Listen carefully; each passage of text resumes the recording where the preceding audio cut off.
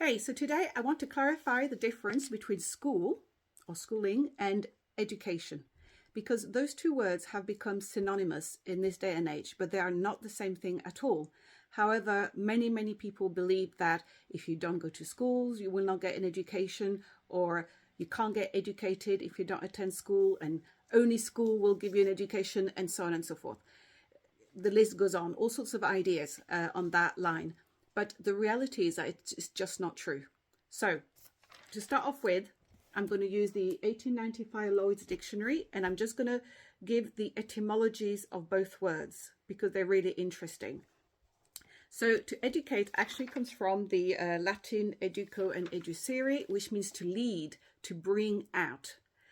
And here we have a very lovely expansion.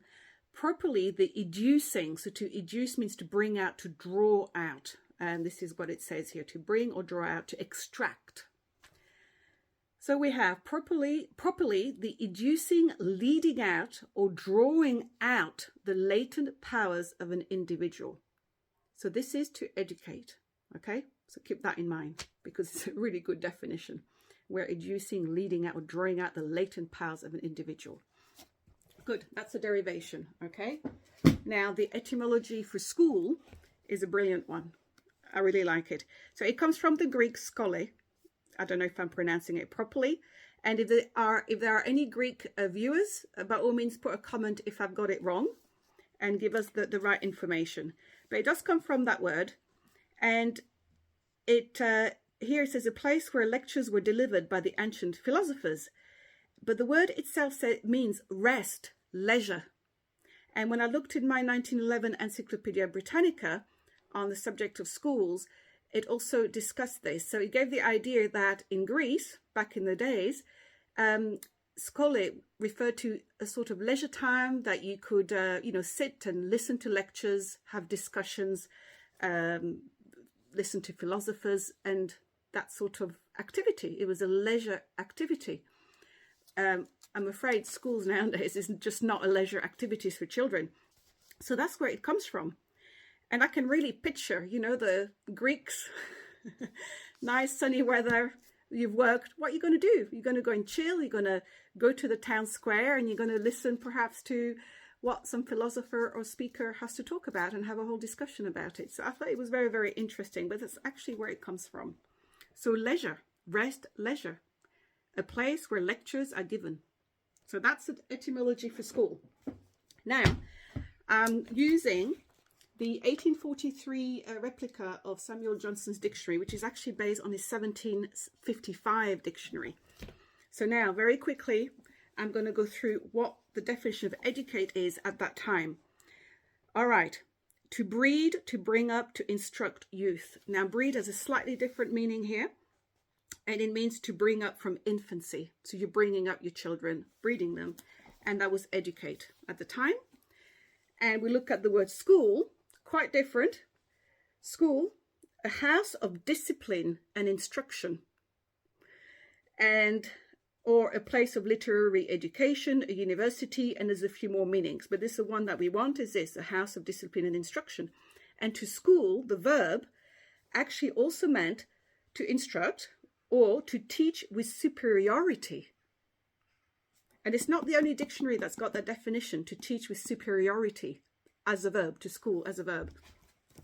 Okay, now let's get the next date. So this, I've just picked that up today. Unfortunately, they only had one volume. It's 1865 Imperial Dictionary. And unfortunately, the seller only had the one. But it's got education in it, and it's a fabulous definition. Well, I think it is. Again, same derivation. So to bring up as a child, to instruct, to inform and enlighten the understanding, to instill into the mind principles of art, science, morals, religion, and behavior. To educate children well is one of the most important duties of parents and guardians. Fantastic, isn't it? So I don't have school in there. Now, this is my 1880 Collins. Educate, same thing. To bring up as a child, to cultivate and discipline the various powers of the mind. And then you go into school. And then we have something quite different. A house or building for discipline and instruction. Okay, and there's a lot of other definitions, but that's the one we're looking at. Now, the modern dictionary, this is a Webster's, this is late 1900s, so this is a modern dictionary. When I look at educate, it says to train or develop the knowledge, skill, mind, or character of, especially by formal schooling. So now in the modern dictionary, to educate says that's usually by formal schooling, but that is not what the definition of educate is. So in the school, well, let me just get the school, sorry, before I go off. School is the same, hasn't changed much. It will say here, same thing, a place or institution for teaching and learning, establishment for education, specifically an institution for teaching children.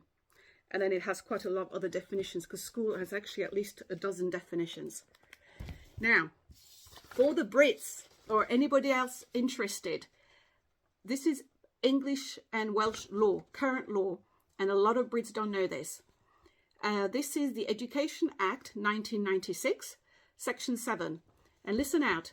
The parent of every child of compulsory school age shall cause him to receive efficient full-time education suitable to his age, ability, and aptitude, and to any special educational needs he may have, either by regular attendance at school or otherwise. This is English law. In the UK, the parent needs to make sure the children receive efficient education, and they can do that either by sending them to school or in some other fashion, which is homeschooling, getting your own tutors, all these sort of things, which is what was done in the past. Now, local authorities have no right. They have no right to kind of come into your house or anything like this. Quite a lot of laws on this. But as an interesting point, and a lot of British people actually do not know this, there is a national charity called Education Otherwise, and they are the main charity for all children who are homeschooled in the UK.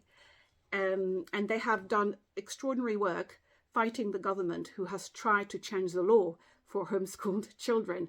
But a very important point they make on their website, at the very beginning of education, even as long as 27,000 years ago, every child was educated otherwise than at school, simply because schools did not exist. And it goes, and the name comes from obviously the legislation. But it's a very good point that they make. It is packed with information on the subject of education and alternative education methods, books, references, groups. It's really worth it if you're interested. But I wanted to point out the English law. You can check out the law on the Gov website and on the legislation website, the Education Act 1996.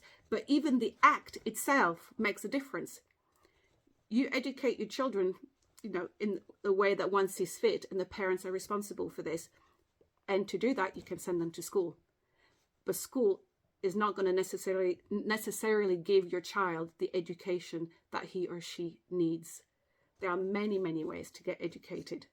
Per the beautiful definition that we've seen, you know, to develop the mind, to draw out that latent abilities and powers of the mind of the individual. So think about it. If your child comes back from school, or you finish school, you're 16 years old, or you're 18 years old, you finish all your school and you're totally depressed and you can't see any sort of brightness in your life, well, clearly the system hasn't worked, because it hasn't drawn out all this potential out of children, although they claim that they do. So anyway, I can go on for hours about this, but hopefully you've learned something on this. Thank you for watching.